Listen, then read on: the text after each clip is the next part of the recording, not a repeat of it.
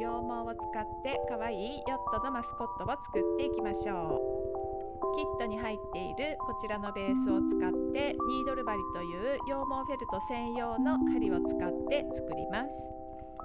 ニードル針は先がギザギザになっていて、それを刺すことで中の羊毛を絡め固めていくことができます。ニードル針でベースをつついて形を整えてみましょう。ニードル針に慣れたら黄色の羊毛を薄く広げてベースに固定してみましょ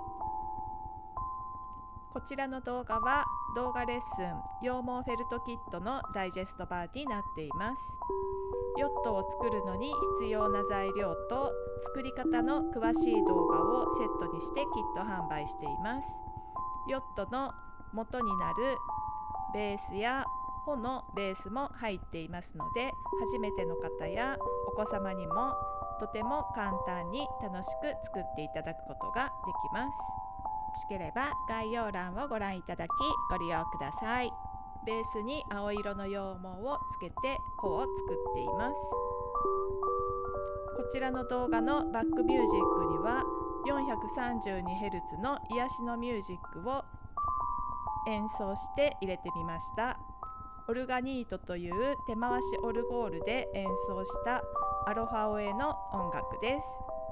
動画を見ながら癒しの効果もお楽しみください。怒りの模様をヨットにつけていきましょう。